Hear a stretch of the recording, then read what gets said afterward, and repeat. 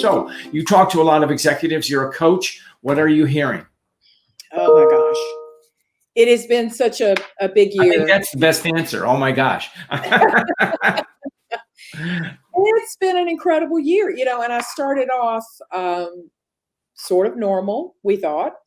And by March, people were very nervous and worried about COVID and what's going to happen to their jobs and working from home and transitioning and children and aging parents, all that list of things. And then things sort of calmed down. I mean, people continued to talk about that. And then during the summer, I think it eased up a little bit. And then this anxiety seemed to, I don't know what you felt, John, but an anxiety came back. I think now we have added, and you and I were talking, I sit outside of Washington, D.C., political divisiveness, social, racial unrest, and now the election.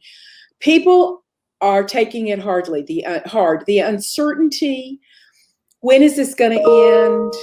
How am I handling this? What should I be doing? Has created an incredible amount of anxiety. I have to say, I think this has been one of my most difficult years, and I've lost parents and a sibling and all kinds of stuff. But this has been a very, very difficult year for everybody, including me. So I'm hearing it from everyone. Right. Men and women. I coach a lot of women, but I'm hearing it from everybody. Right. Well, our condolences on your losses, but we are glad that you're able to share your experience with us. And you mentioned anxiety, because that is top of mind. And I just did a little video on the topic. And as you well know, Mary, anxiety is merely a human reaction to uncertainty and ambiguity. So when your clients or friends, colleagues talk to you about this uncertainty, how do you talk to them? Well, I ask a lot of questions, which is what coaches are asked. We're to ask powerful questions to help guide our people we're coaching to come to greater clarity and understanding of where they are and what they want to do about it. And so first, we really talk about what's really bothering you, what's at the heart of this. When did it, just tons of questions. Get to it. Sometimes what I hear from people is very tactical. I just coached a woman. 2 girls going to school at home, middle school, a husband working from home. She's working from home. It's getting colder. Nowhere for her to have an office. She's given, and that's very tactical, but she was really upset about it.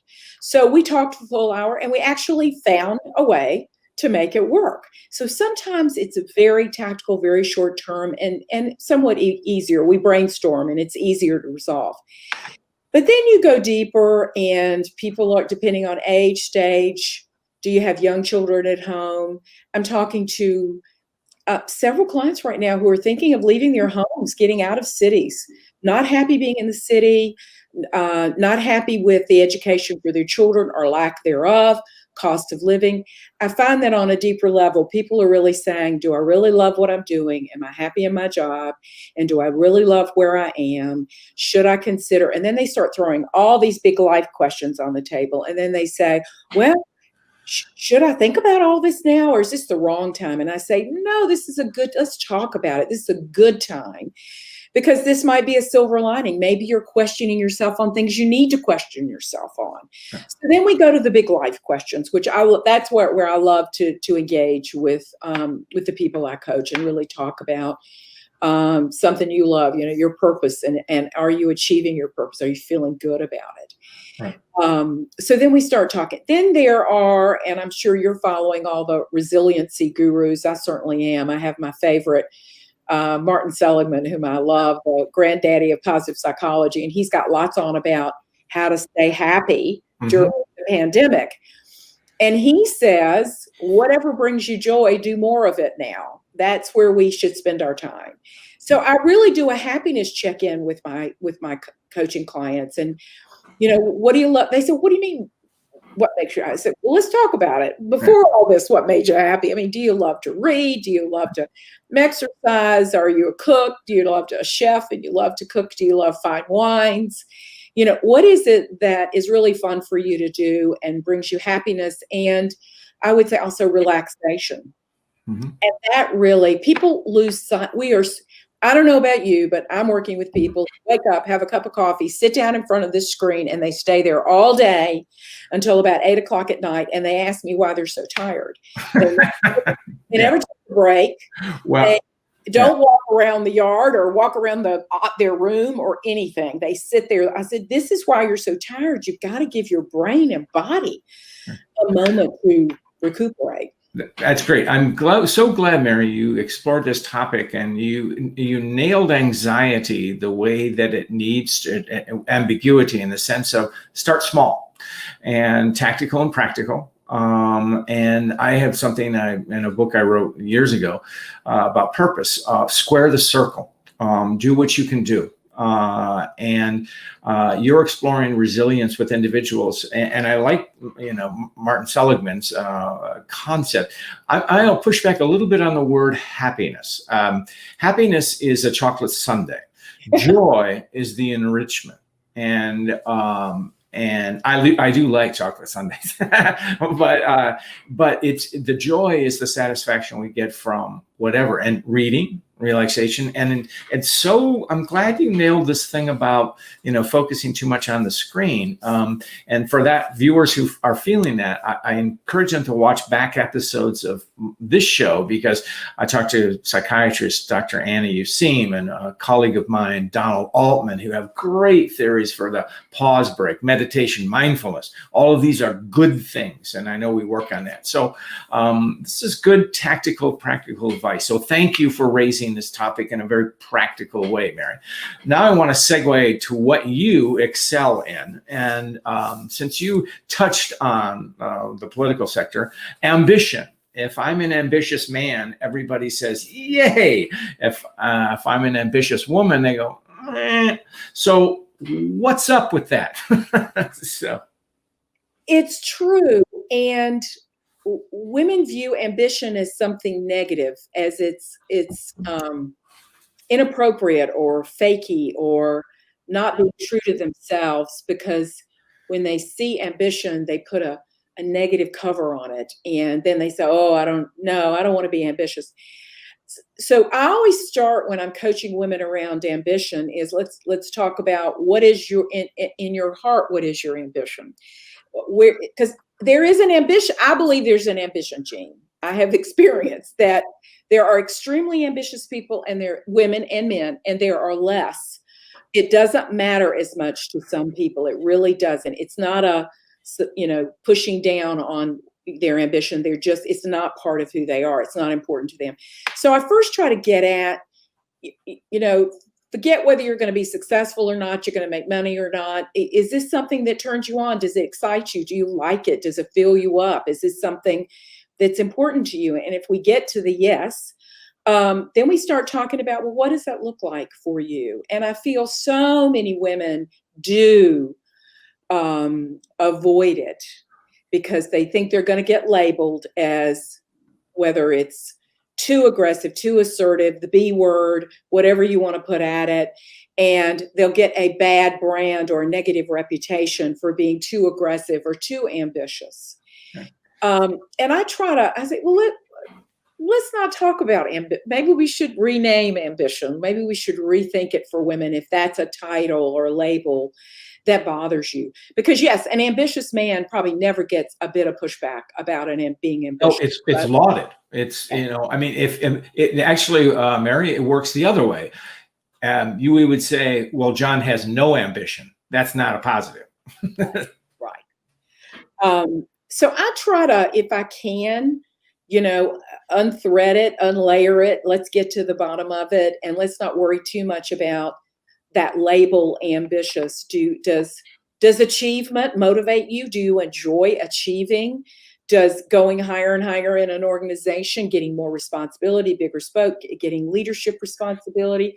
What is it? And I work with women who both have the option to be a leader or maybe be commercially successful within their organization. It's fine. You don't have to be a leader. Everybody doesn't have to be a leader. So what really excites you about the possibilities? in your future. And never forget that what you're doing today might not be, for me, it's not what I'm doing 20 years after I started. I mean, life has taken me in a million different directions. I love all my chapters, but they're Right. not all the same. Yeah. Well, I'm glad you touched on yourself, because I do want to, you are a very successful coach and author, fine, but you have a backstory, which is a very successful multi-dimension career in corporate America. And when you rose through the ranks, it was not always welcoming to women. Am I correct? Totally correct. So what lessons do you, from your backstory, do you share with your women that you coach today? Well, that's why my sweet spot and my passion is helping women, because I want to help them avoid some of the mistakes I made and share some of the scar tissue I have so they can avoid those situations. It wasn't terribly friendly to women. I was a small town, I will say, girl from North Carolina who went to New York and was lucky and got a fabulous job and played it out all the way for 30 years and loved it. There were no female role models at all. And the ones that were there, which I can tell you at Time Incorporated were about 2 or 3, helping other women was not on their radar screen. I'll be perfectly honest. Men helped me, women, not so much. Now, it changed as I continued. I'd say the last 10 years of my career, all of that changed a bit. I did have some female sponsors who reached points in the organization where they could help me. But I think it's been so tough. So much has changed and so much hasn't changed. It is an easier path for younger women, definitely. And, they're going to school in record numbers, getting PhDs and MBA, all those statistics about what women are achieving these days, which is fabulous. But once they get in the organization and sort of reach mid-career is when they start to stall out. And that's when, what got you here won't take you there. You got to rethink your model and figure out, wait a minute, if you have the ambition gene, which I did, and I loved working and I loved being in New York and I loved getting greater responsibility and I loved leading people. That was something that was my turn on that I loved. Well, Mary, let's explore that. What are the root causes of this mid-career stall that you are asserting still is with us? So it's definitely. There comes a point in your career where you have to do some different things to get you where you want to go. At the beginning of our careers, we're learning our craft, we're building, we're taking on more, we're building our reputation, we're loyal, we're hard workers, we show what we do. Then you've reached a couple of promotions and you've gotten yourself to mid-level. Now it takes different things like advocating for yourself, speaking up for yourself. We don't like women. We don't like to do that. We really feel I shouldn't have to brag. I shouldn't have to ask. The world should be fair. It should just happen. Well, it isn't. We have to acquire sponsors. And today, for a young woman, I'd say it's men and women. It's not just men. It's both. And that takes some effort because you've got to network, you got a relationship build, you've got to show, hey, here's what I bring to the party. Here's what I would like for you to think about sponsoring me. And we've got to really be great observers of our organization and figure out how people are successful there. How do they get ahead? So political savvy, or how to be a good influencer. And we women don't love that political thing. And so we've regrouped on that. We like to call it, how can I be influential to move my agenda and an agenda I may have to help my organization. So we have to engage in different things. And we women find some of that scary, or I shouldn't have. The world should be fairer to me. Yes. Well, now it leads into our topic about assertiveness, and as it applies to leadership. Again, we laud men who assert themselves. That's what men do. Women, can be labeled the B word. So how do you coach women to be assertive? First of all, women walk a very fine leadership line. You go too far one way, you're the B word. You go too far the other way, you're weak. You're not. You're namby-pamby. You can't do the tough stuff. Can we count on her? So we've got a much narrower path than men. And rather than argue about that, I would say, let's accept it and try to find the boundaries. Mhm. So when I'm coaching, I say, why don't you try a little bit of this? See what happens. Why don't you go ahead and talk to your boss's boss and talk about, get advice. How did you do it? Not ask for, be my sponsor. You never do that, but, start to do those things. And so as I coach, I have people get out of their comfort zone and try new things. And as they see that it works and it's not so hard, it's not so bad, it's not so weird, you can be authentic and do these things, then they get sort of excited about it and start to do it more regularly. What's so interesting and reassuring, actually. The Catalyst organization in New York has done lots of women's leadership, of course, and essentially on key, I don't know, 9, 10 leadership attributes, women outpoint men on almost everything, including strategy. So, and that's the thing, it's not a matter of capability. And, but women, I find women have an advantage, women leaders, because they don't have to, I always say, they don't have a lot of testosterone, so they don't go alpha male stuff. It's, Mary, tell me your ideas. John, what do you think? Whereas a man, an uninformed executive, will say, well, this is where we're going to do it, and go forward. So I find women are very more comfortable being consensual. Is that your experience, Mary? Absolutely, and more naturally collaborative. We want to have relationships, and we want them to be rather equal. So you're exactly right. And study after study shows that more women on your board and more women on your senior leadership team lead to greater things like earnings per share, your actual profit, but also leads to greater innovation, creativity, collaboration, better decisions are made. And I always say I want to have a diverse group of people, cognitively, literally, in every way. I want to have different points of view. I want to have the male and the female point of view. It doesn't have to be, I'm not advocating for all female, but we bring so much to the party. And in terms of leadership, absolutely bring a different dynamic to the table, which I happen to think makes companies better, organizations better, by having us at the table. But it's still hard going. Still not easy for women. I'd like to say it's vastly better. Mary, you used a word, sponsorship. How are you defining that term? So, I'll take you to the person who's the first violin in the orchestra will seek out a protege and say, wow, he or she could sit in my chair one day. Let me help him or her.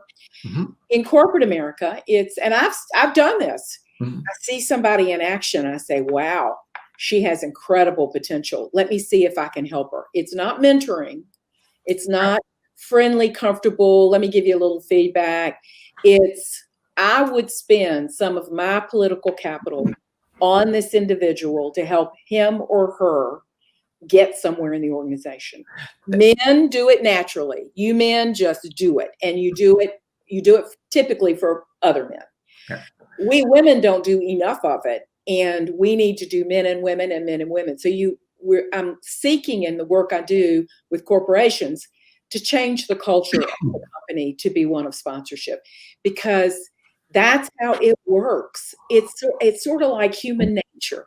You see a great shining star there that if with a little help, look at what could happen for them. So I think it's great fun to help them and see them fly. No, I'm glad you because it's actually the term sponsorship in this form is new to me, and it was first proffered by a colleague on this show is Fiona Macaulay, who teaches at Georgetown, right in the Washington D.C. area, and runs Women in Leadership Development Institute, which just had its national conference.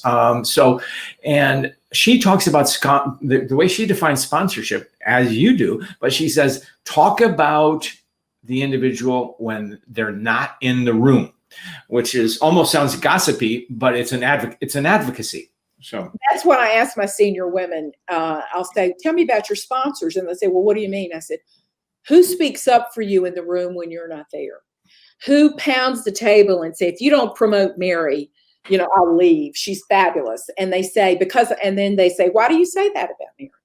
A sponsor should be able to say, well, I saw her do this. I saw her run this committee. She spoke at the last town hall. She's been here 15 years. She's ready.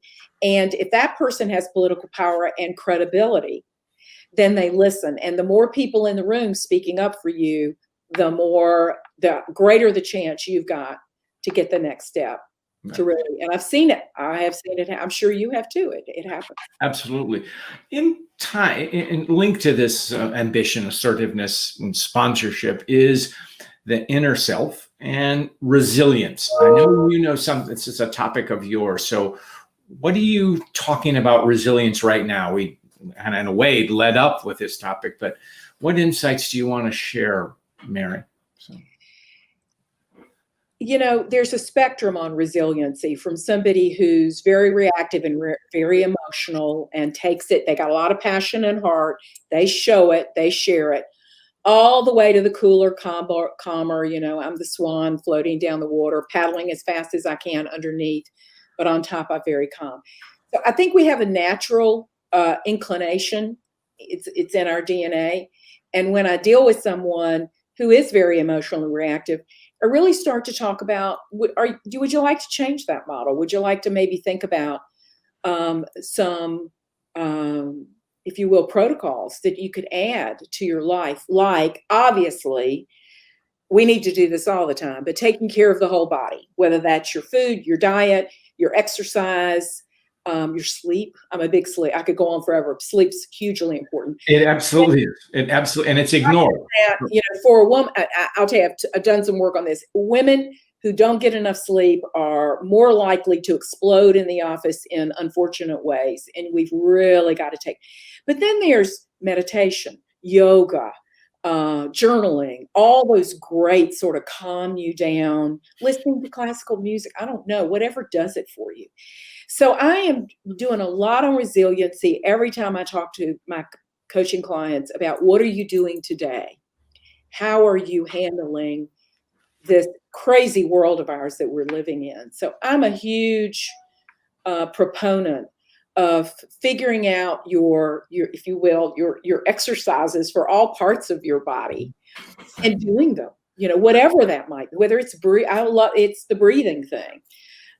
There's so many different, really, you could pick one that you like. There's just so many out there, and it's all about time and if you will, self-compassion, caring for yourself. I don't know about yours, but my clients are so hard on themselves right now. I'm not doing well. I'm overwhelmed.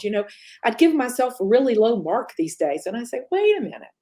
No one's been through this before. No one's been through a pandemic. Look at all the mess going on in our world all at once. I mean, 9/11 was a difficult time. 2008 was a difficult time. This is, to me, huge. And I think we need to pat ourselves on the back and say, we are going to get through it. We are going to get to the other side. And all you can do is the best you can do. I'm so glad you mentioned that. And this is one of the things I try to share is give yourself a break. And this leads naturally into our next topic, which is self-confidence. And at the risk of sounding too paternalistic, I think women don't give themselves enough credit for their confidence. So how do you approach that?